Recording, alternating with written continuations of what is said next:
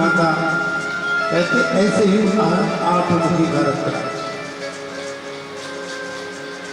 ध्यान धारणा समाधि की चरम सीमा पर पहुंचने के लिए घर से विरक्त होना है।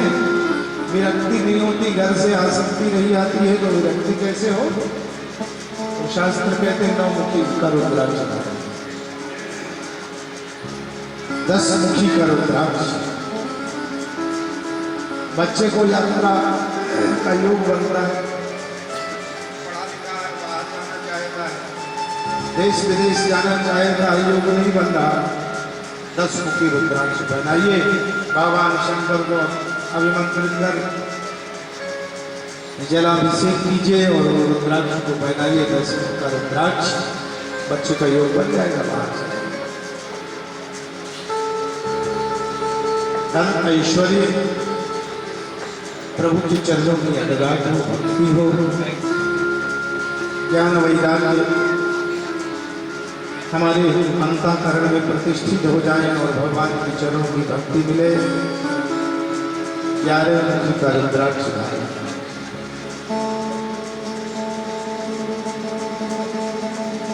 12 ज्योतिर्लिंग होते हैं, 12 ज्योतिर्लिंगों में नहीं जा पाते, लेकिन 12 मुखी का रुद्राक्ष धारण करने वाला यदि कंठ में धारण किए हुए है तो शिव भक्त कहते हैं कि उनको 12 ज्योतिर्लिंगों के दर्शन का पुण्य मिलता है। भगवान शंकर के सभी शिवलिंगों का आशीर्वाद मिलता है जो 12 मुखी रुद्राक्ष।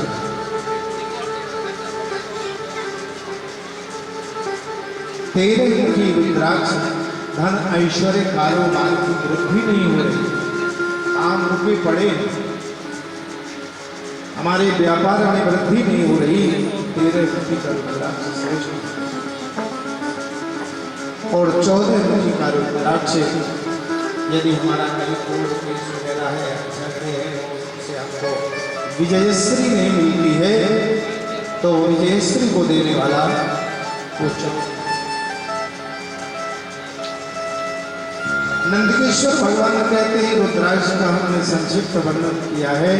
ये रुद्राक्ष समस्त रिद्धि सिद्धि सुख शांति को प्रदान करने वाले भगवान शिव के ही स्वरूप हैं। इसलिए इनको जो धारण करता है सुख और शांति को प्राप्त करता है। पूजा पाठ सत्कर्म में अपने रुद्राक्ष को धारण करके हमें ये सत्कर्म करना चाहिए। वर्ष में अपने कारोबार की वृद्धि के लिए, संतान की वृद्धि के लिए, संतान के सुख शांति के लिए ये पूजन पार्थिव पूजन का वर्णन, पार्थिव पूजन करना चाहिए। पार्थिव पूजन का वर्णन यथा सर्वे सुवेदे सामवेदं श्रेष्ठ उच्यते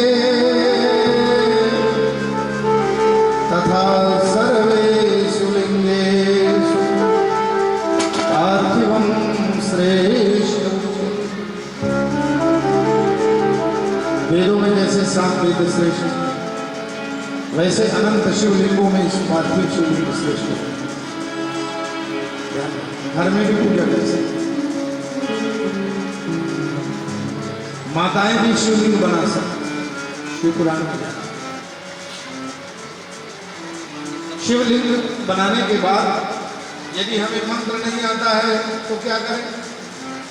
ओम नमः शिवाय सबसे ऐसे सर्वभावे अक्षतम वैसे सर्वभावे मंत्रान ओम नमः शिवाय। अब दूध दही चढ़ाने का मंत्र नहीं आता, ओम नमः शिवाय आता है बहुत अच्छा, और नहीं आता तो ओम नमः शिवाय।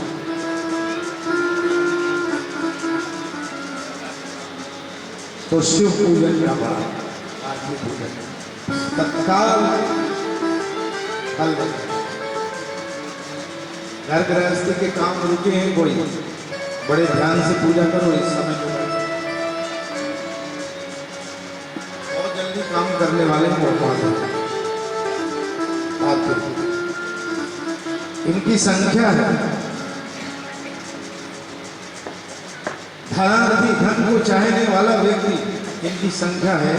जैसे महामृत्युंजय की जब की संख्या होती है ऐसी ही इनकी संख्या होती है। धन को चाहने वाला व्यक्ति 1100 शिवलिंग दैनिक पूजे, 11 दिन तो कारोबार कल्याण से करते हैं। विद्या को चाहने वाला विद्यार्थी के हाथ से 1000 शिवलिंगों का निर्माण करके पूजन कराना चाहिए। तो शासन को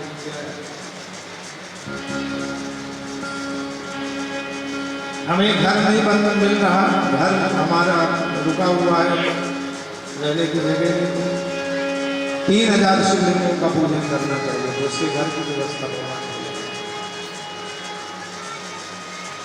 बिल्कुल काम धंधा बंद है, 11000 शिवलिंगों का पूजन।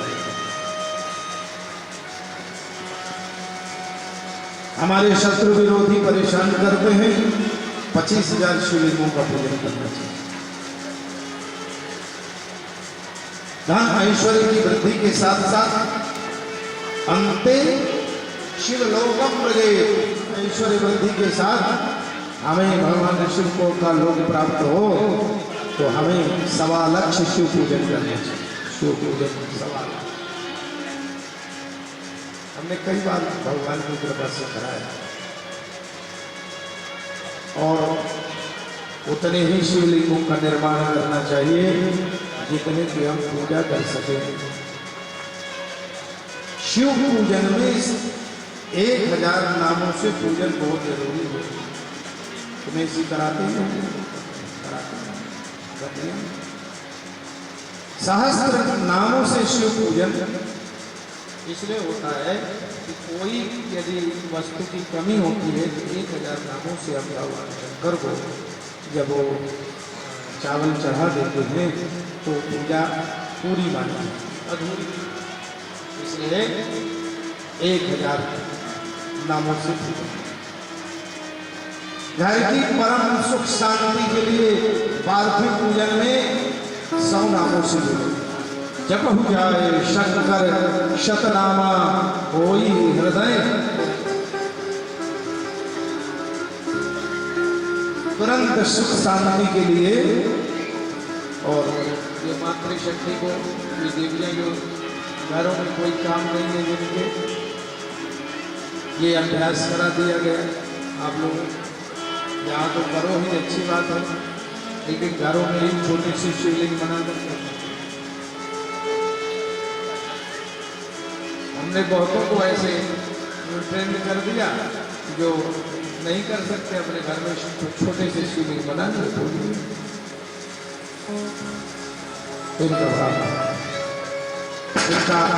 इनका पूजन जैसे अभी हमने अभिषेक की सारी विधियां बताई हैं, उसी प्रकार से इनके अभिषेक की सारी विधियां होनी चाहिए।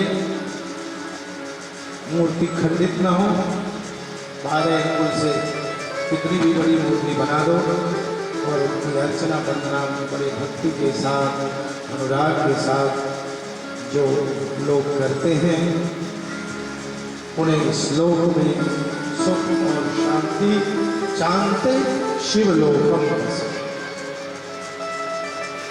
अंतिम में भगवान शिव की लोक। तो आज की कथा में आप सब लोगों ने शिवलिंग की पूरी महिमा श्रवण की, कैसे पूजन करना चाहिए, कैसे इनका प्रागट्य तैयार होगा।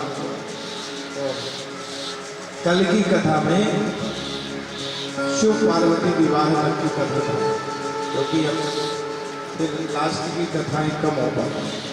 कल की कथा में शिव पार्वती विवाह और परसों गणेश जयंती। कल शिव पार्वती विवाह, फिर लास्ट में कथाएं पार्वती विवाह परसों करना है क्या? कल ही कर देते, कल भी शिवरात्रि, परसों भी शिवरात्रि, जब मान लो तभी शिवरात्रि। बाकी जो प्रधान जी कहें अभी से चर्चा करके आपको तारतम्य कथा के अनुसार कल ही होना चाहिए, इसलिए कि बाद पीछे कथाएं बहुत रह जाए। तो सूत्रात्मक सुनाना पड़ता है। तो कल आप सब लोग नारद मोह भगवान शिव की कथा, सती चरित्र और पार्वती चरित्र सुन करके भगवान भोलेनाथ का ब्याह कर परसों भगवान की सुंदर गणेश उत्सव करेंगे। अब एक सुंदर भजन शंकर जी का सुंदर भजन आप लोग गालें और इसके बाद भगवान की सुंदर आरती। आज की कथा सच में भोलेनाथ ने करा। आज हमारी तबीयत ठीक नहीं थी और ये लग रहा था कि आज कथा कैसे हो, लेकिन सच बात है कि भगवान भोलेनाथ ने बुलवा दी। कल दोनों टाइम कथा करने के कारण हमारा स्वास्थ्य थोड़ा ढीला हो गया, लेकिन आज भगवान की कृपा ने उन्होंने अपनी कथा में कोई कटौती नहीं कराई। भगवान भोलेनाथ ने कथा कराई। अब हमारे भैया अमन जी भैया भोलेनाथ का एक सुंदर भजन हर हर हर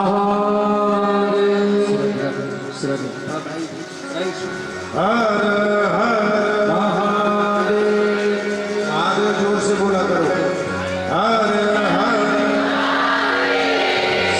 जैसे राधे बोलते हो ना जोर से, शंकर जी से